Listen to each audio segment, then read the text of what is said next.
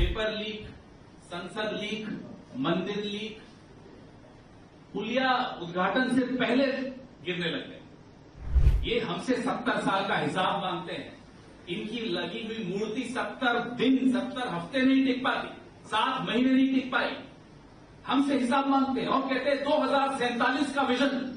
अरे छोड़िए 2047 का विजन, कोई सिर्फ राजे की मूर्ति नहीं टूटी, हम सबका जो राजे से प्रेरणा लेते हैं उसका दिल टूटा। जो काम मुगल नहीं कर पाए, उनको तोड़ने की कोशिश मुगलों ने की, नहीं कर पाए, वो इन बेईमानों ने कर पाया। मैं इनको बेईमान इसलिए कहता हूं कि कहीं तो कुछ तो छोड़ देते। अयोध्या में राम के साथ भी यही किया। भगवान राम के वहां मंदिर में पानी गिर रहा है, संसद में बाल्टी लगानी पड़ गई। ये हालत है। यहां कहते हैं हवा की वजह से राजे की मूर्ति गिर गई। राजे के बनाए हुए 300 साल पुराने किले आज तक नहीं गिरे हवा में, और मूर्ति आप नहीं लगा पाए जो कि मजबूत हो, जो कि नहीं गिरे। हवाएं कोई आज से चलनी शुरू हुई हैं। 2014 और 26 मई 2014 से ही हवा चलनी शुरू हुई इस देश में, पहले हवा नहीं चलती थी। महाराष्ट्र के लोगों के मन में दर्द है, पीड़ा है, गुस्सा है, और वो सिर्फ महाराष्ट्र के मन का गुस्सा नहीं, मैं दिल्ली से आया हूं, पूरे देश के मन में गुस्सा है, पूरे देश के दिल में दर्द है। कोई सिर्फ राजे की मूर्ति नहीं टूटी, हम सबका जो राजे से प्रेरणा लेते हैं उसका दिल टूटा, आप सबका दिल टूटा। प्रधानमंत्री आए, आप सबके दबाव से माफी मांगी, लेकिन किस तरह की माफी? जैसे कोई पत्थर मार रहा हो ऐसी माफी।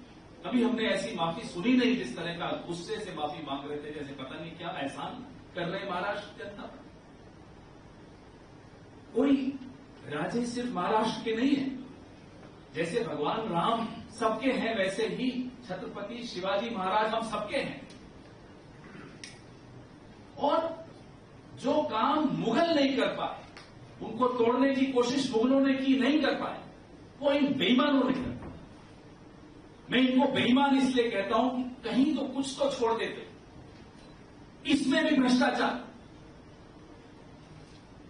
नाना साहेब कर्माकर 1921 में मूर्ति बनानी शुरू की, 7 साल लगे मूर्ति बनाने, राजे की मूर्ति बनाई। 1928 में वो मूर्ति खत्म हुई। पुणे में आज भी वो मूर्ति लोग देखने आते हैं। कोई और नाना साहेब कर्माकर को पद्मश्री दिया पंडित जवाहरलाल नेहरू ने 1962 में, वो ऐसी मूर्ति बनी।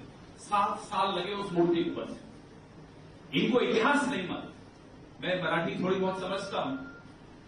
नाना पटोले साहब जो बोल रहे थे मुझे समझ में आ रहा। बिना पढ़े, बिना इतिहास को पढ़े फडणवीस जी बोलने चले आते हैं, पूरी भारतीय जनता पार्टी बोलने चली आती है।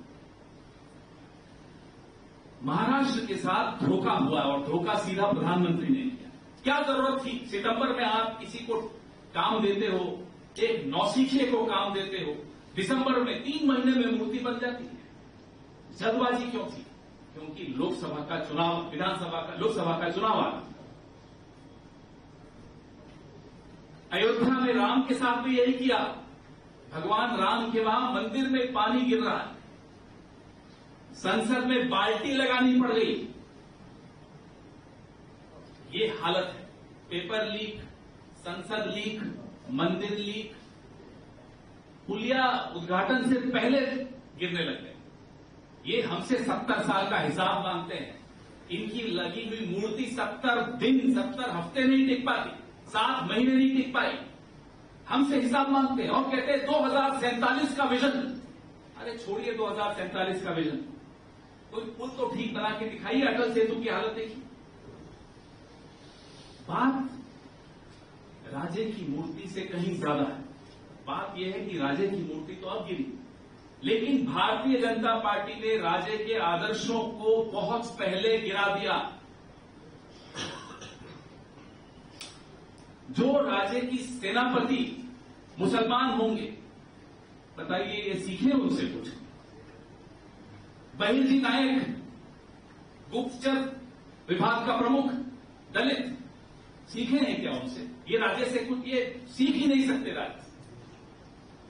एक से एक उदाहरण राज्य की जिंदगी का, राज्य के पूरे कार्यकाल का अगर आप सुन लेंगे, पढ़ लेंगे, आप तो सब पढ़े हुए हैं, मंच पे जो बैठे हैं। हमारा सौभाग्य है कि आज हम छत्रपति शिवाजी जी के साथ बैठे हैं, लेकिन पढ़ के अगर आप देखेंगे तो भाजपा को एक दिन बर्दाश्त नहीं कर पाएंगे। शिवद्रोही हैं, महाराष्ट्र के साथ की पीठ में छुरा घोंपा है और हम इसे बर्दाश्त नहीं करने वाले। ये राजनीति से बहुत ऊपर की बात है। राजनीति आती रहती, जाती रहती, सत्ता आती है, जाती है, कोई फर्क नहीं पड़ता, लेकिन ये हमारा अस्तित्व है। शिवाजी महाराज को पढ़ते पढ़ते हम बड़े हुए, प्रेरणा लेते हुए बड़े हुए। हमारा अस्तित्व है, ये हमारी नींव है, इस सभ्यता की नींव है। इसके साथ खिलवाड़ नहीं बर्दाश्त होगा। कोई होंगे वो अपने आप को बादशाह समझते होंगे, नरेंद्र मोदी समझे, आके धमका कर माफी मांग कर दे। कैसे बर्दाश्त करेगा महाराष्ट्र का कोई भी व्यक्ति इस तरह की धमकी भरे स्वर से माफी मांग रहे? नहीं चाहिए आपकी माफी, चाहिए। किसको सस्पेंड किया आपने?